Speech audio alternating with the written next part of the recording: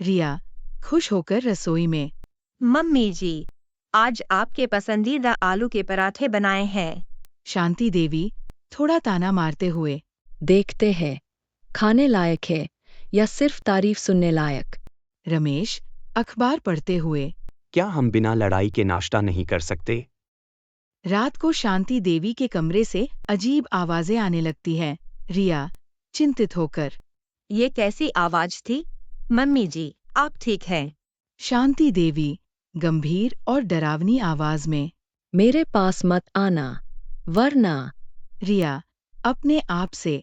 Mummy जी को क्या हो गया है? ये तो किसी और की तरह बर्ताव कर रही है। अगली सुबह शांति देवी हवा में उड़ने लगती है और घर के सामानों को हवा में उड़ने लगती है। इस घर को कोई नहीं बचा सकता। पिंकी पड़ोसन दूरबीन से झांकते हुए। मैंने कहा था, कुछ तो गड़बड़ है उनके घर में। अब तो उनकी सास उड़ने लगी। रिया संकल्प के साथ। मैं किसी को भी मम्मी जी को चुड़ैल कहने नहीं दूंगी, मुझे सच का पता लगाना होगा। उसी समय रमेश आ जाता है और अपनी माँ को और बाकी सामान को हवा में देख चक्कर खाकर वहां गिर जाता है। रिया तुरंत वहां से अपने पति को ले जाती है और जाकर बेड पर लेटा देती है। थोड़ी देर में रिया के पति रमेश को होश आता है। रिया, माँ को क्या हो गया? रमेश, मुझे लगता है माँ की पर किसी ने काला जादू कर है, जिससे कि कोई चुड़ैल उनमें समा गई है। ये सुनकर रमेश बहुत डर जाता है। डरते हुए उसने रिया से पूछा, यह कब से हो रहा है? मुझे लगता है यह कल रात से हो रहा है, क्योंकि मैं जब कमरे में गई थी तभी माँ जी ने आने से मना कर दिया था, और आज सुबह से माँ जी हवा में उड़ रही है और घर के सामानों को भी उड़ा रही है। तो अब क्या किया जा सकता है?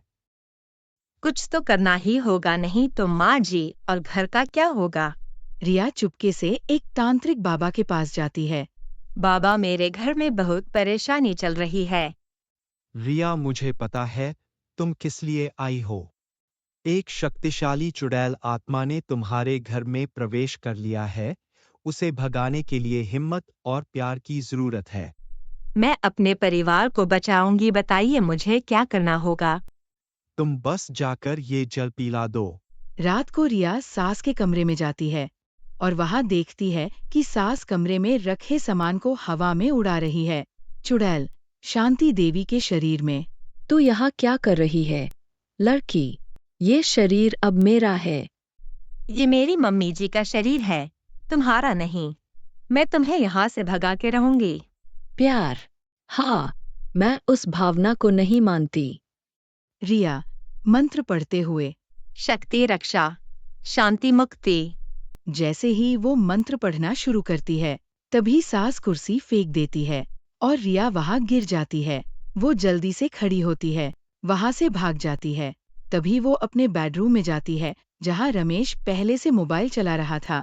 वो रिया को कमरे में भागता हुआ आते देख पूछता है, क्या हुआ? तुम इतना परेशान क्यों हो? क्या हुआ है? रिया सारी बात रमेश को बताती है।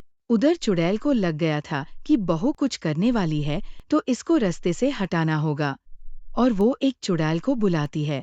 दूसरी चुड़ैल को देखते ही बोलती है, तुम जाकर मेरी बहू और मेरे बेटे को मार दो, नहीं तो वो मुझे इस शरीर से निकाल देंगे। ये सुनने के बाद वो चुड़ैल रमेश और रिया को देखने लगती है। दोनों बात कर रहे थे कि आगे क्या करना है। तभी चुड़ैल आ जाती है, जिसे देखकर दोनों भागना शुरू कर देते हैं। चुड़ैल बोलती है, रुक जाओ, मार दूंगी। दोनों भागकर मंदिर वाले रूम में आ जाते हैं जहां हनुमान जी की मूर्ति लगी हुई थी। दोनों मंदिर वाले कमरे में जाकर बैठ जाते हैं। तभी रिया की नजर जल पर जाती है और उसे याद आता है कि बाबा ने जल दिया था डालने के लिए। मंदिर के कमरे से निकलकर वो वापस बाबा के पास जाती है और बाबा को दूसरी चुड़ैल के बारे में बताती है। तुम्हें जल्दी ही कुछ करना होगा, वरना तुम अपनी सास को खो दोगी। आप ऐसा क्यों बोल रहे हो बाबा? क्योंकि एक हफ्ते में अमावस्या है। उस दिन वो तुम्हारे सास की बलि देकर हमेशा के लिए अमर होना चाहती है। बाबा, कोई दूसरा उपाय बताओ जिससे मैं माँ जी को बचा सकूं। एक और रास्ता है, तुम्हें चुड़ैल को सूरज की रोशनी के आगे करना होगा। जिससे वो वहां खत्म हो जाएगी। ठीक है बाबा।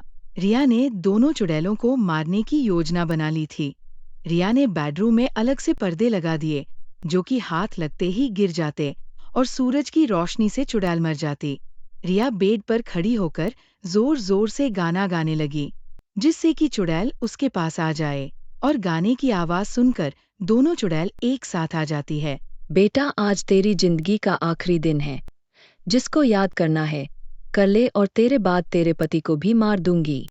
रिया दोनों चुड़ैलों के साथ मजाक करती है और बोलती है, मुझे मार दो पर मेरा पति और मेरी सास को छोड़ दो।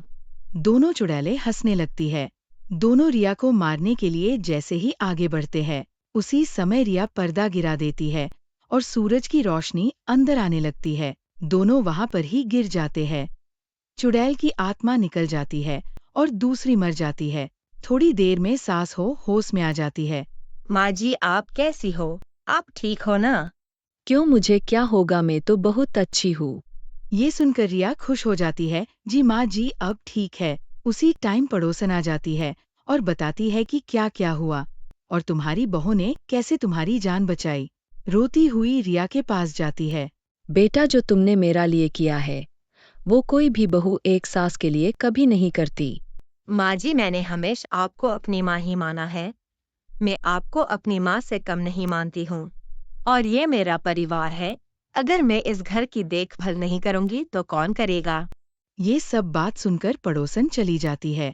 फिर रिया को याद आता है, पति को मंदिर वाले कमरे में छोड़ा था, उनको भी बता दूं माँ, ठीक है। सास और बहू मंदिर वाले कमरे की तरफ निकल जाते हैं, पर वहाँ कोई नहीं होता। ये देखकर रिया को डर लगने लगा, पर उसने अपनी सास को नहीं बताया। पति को हर कमरे में देखा पर वो कहीं दिखा नहीं। शाम को रिया झाड़ू लगा रही थी, तब रमेश को बेड के नीचे सोता हुआ देखा। रमेश, बाहर आ जाओ। तुम यहाँ क्या कर रहे हो? मैं पूरे घर में देख लिया पर आप कहीं नहीं मिले। उस चुड़ैल का क्या हुआ? तुम डरो मत, वो चली गई और अब माँ भी ठीक है। सास भी वहां आ जाती है। रिया बताती है कि रमेश चुड़ैल के डर से बेड के नीचे रहे थे। ये सब सुनकर सब हंसने लगते हैं और कहानी यहाँ पर समाप्त होती है। इस कहानी से यह सीखने को मिलता है कि कभी भी किसी भी परिस्थिति में हार नहीं माननी चाहिए। अगर हमारी वीडियो अच्छी लगी हो तो लाइक, शेयर एंड सब्सक्राइब करना ना भूले।